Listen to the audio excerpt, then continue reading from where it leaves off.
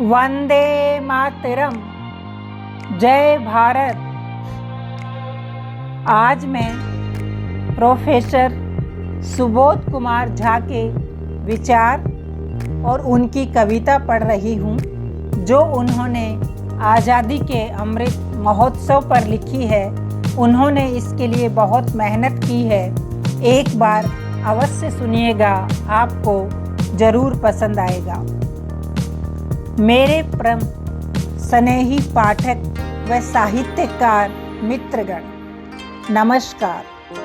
आज़ादी का अमृत महोत्सव हर घर तिरंगा अभियान के साथ भारत आज़ादी की 75वीं वर्षगांठ को अमृत महोत्सव के रूप में मना रहा है। इस पवित्र यज्ञ में मैंने भी अपनी एक काव्यात्मक आहुति दी है। यह एक ऐतिहासिक काव्य है जिसमें लगभग 1000 पंक्तियां हैं, जिसे 12 भागों में बांटा गया है, जिसे एक बार पढ़ना संभव नहीं है। पता नहीं इसे महाकाव्य कहा जाए या नहीं। यह फैसला अंत में आपको ही करना है। जहाँ तक मैं जानता हूँ, भारत के स्वतंत्रता संग्राम की संपूर्ण कहानी को अब तक काव्यात्मक रूप किसी ने नहीं दिया। हाँ, टुकड़ों में अवर्णित अवश्य है।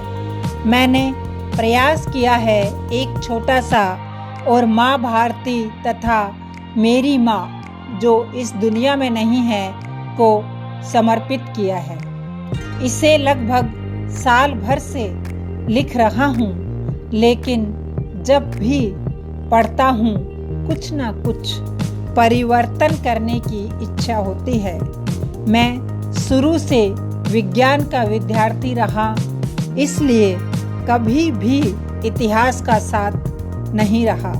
इसीलिए परेशानियां अवश्य हुई, लेकिन अध्ययन अवश्य करता रहा, क्योंकि एक गलत आंकड़ा किए कराए पर पानी फेर सकता है। इसलिए सभी तिथियां तथा घटनाक्रम सत्य है, जिसे गूगल तथा संबंधित किताबों से मिलाकर लिखा गया है।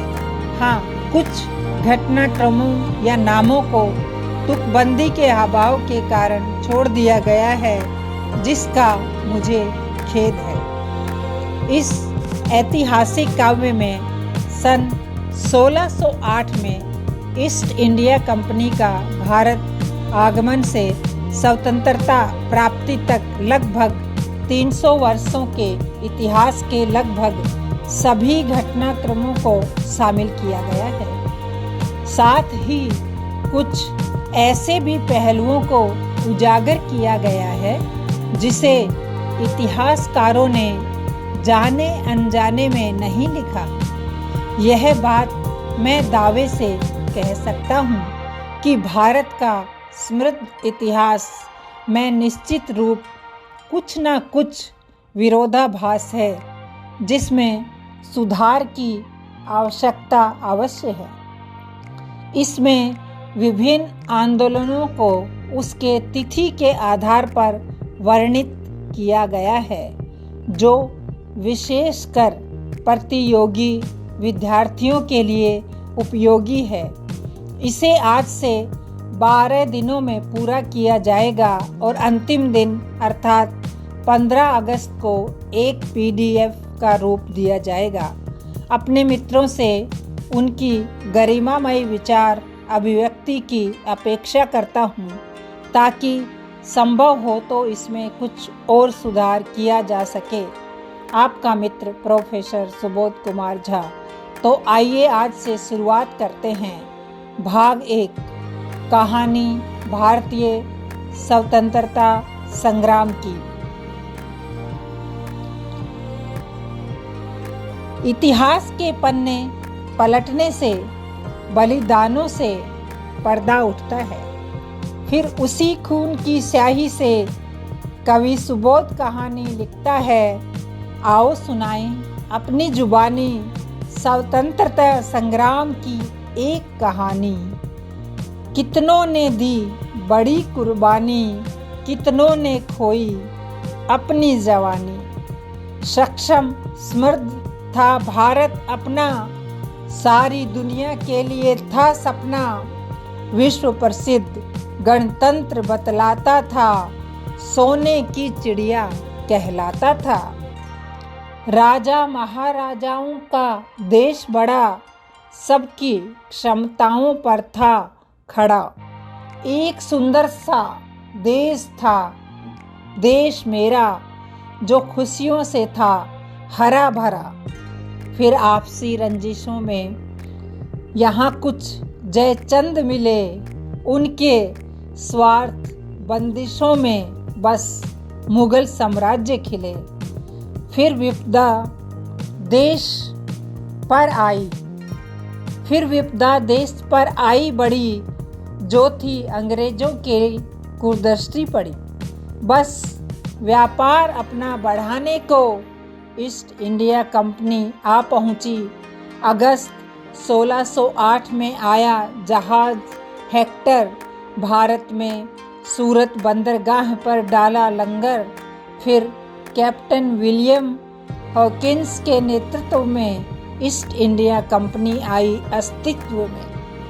उद्देश्य था उनका बस व्यापारिक, पर बढ़ाने लगा अपना सामरिक। द्रुत जाल में फंसकर भारतीय मिटता गया ये देश सांस्कृतिक।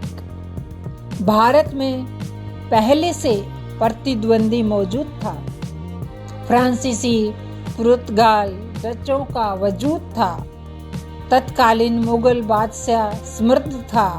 अकबर पुत्र जहांगीर नाम प्रसिद्ध था। 40 लाख मुगल सैनिकों से अंग्रेजों को लड़ने की औकात नहीं, बस अपने ही धूर्त तेवरों से मुगलों को हराने की बिसात चली। हॉकिंस बड़ा ही अनपढ़ था, फिर सर टॉमस रो साथी बना। दरबार आया जहांगीर का, फिर वही भारत का घाती बना।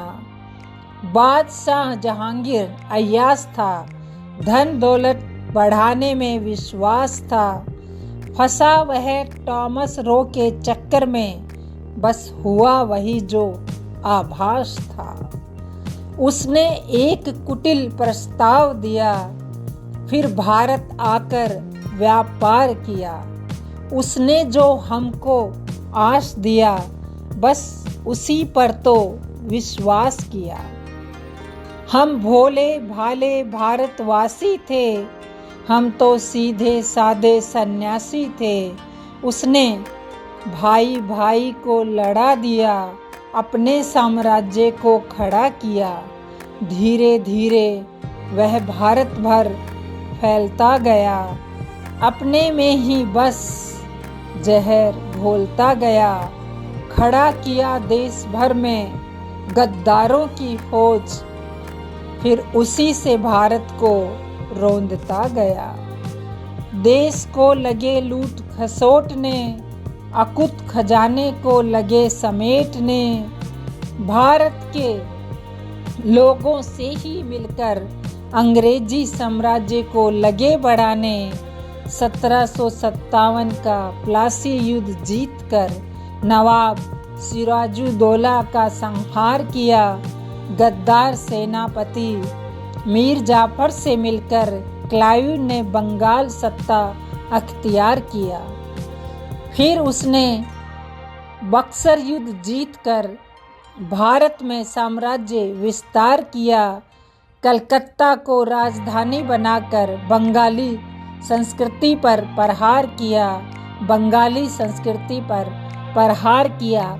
आज इतना ही, फिर दूसरे एपिसोड में। धन्यवाद। जय हिंद, जय भारत।